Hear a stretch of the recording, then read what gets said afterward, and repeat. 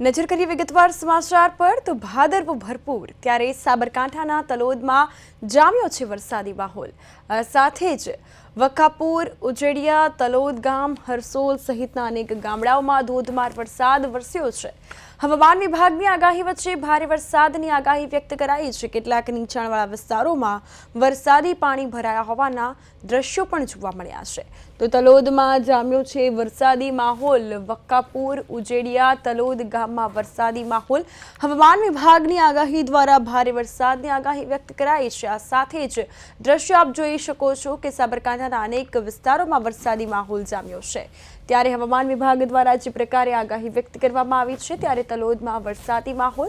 આ સાથે જ આસપાસના વકાપુર, ઉજેડિયા, તલોદ ગ્રામ્ય વિસ્તારોમાં પણ વરસાદ જોવા મળ્યો છે। તો તલોદમાં વરસાદી માહોલ જામ્યો છે, જેના દ્રશ્યો સામે આવ્યા છે। કેટલાક જિલ્લાઓમાં વરસાદી માહોલ, ત્યારે સાબરકાંઠાના ગ્રામ્ય પંથકમાં પણ વરસાદી માહોલ જોવા મળ્યો છે। ક્યાંક ધીમી ધારે તો ક્યાંક ધોધમાર વરસાદ વરસ્યો છે। આ સાથે જ વધુ વિગતો માટે અમારા સંવાદદાતા સાબરકાંઠાથી ભરત જોડાઈ ગયા છે। જી ભરત, હાલ સાબરકાંઠામાં કેવો વરસાદી માહોલ, આસપાસના ગ્રામ્ય પંથકોમાં વરસાદી કેવો માહોલ?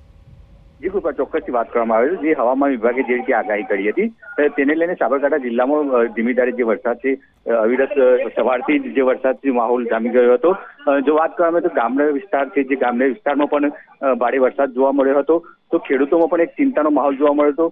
જો હાઈવેની વાત કરીએ તો ગાંભોથી ભિલોડા હાઈવે જે છે તે હાઈવેના જે અંડરબ્રિજ, રેલવે અંડરબ્રિજ છે, એ અંડરબ્રિજમાં પણ પાણી ભરાયા છે અત્યારે હાલ। તો જો વધુ વાત કરવામાં આવે તો હજુ પણ અવિરત વરસાદ છે વરસી રહ્યો છે। જી કૃપા।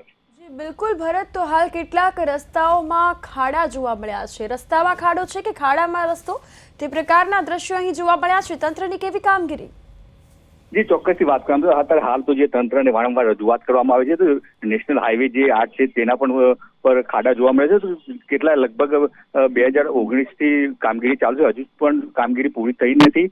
તેને લઈને પણ જે વાહન ચાલકો છે, વાહન ચાલકોમાં ભારે રોજ જોવા મળી રહ્યો છે।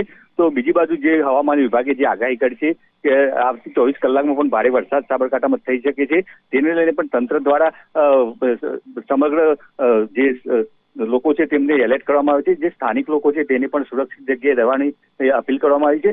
જે કોઝવે છે, નદી કિનારા છે, તે જવું ના તેવી પણ અપીલ કરવામાં આવી છે। તમામ વિગતો બદલ આપનો આભાર।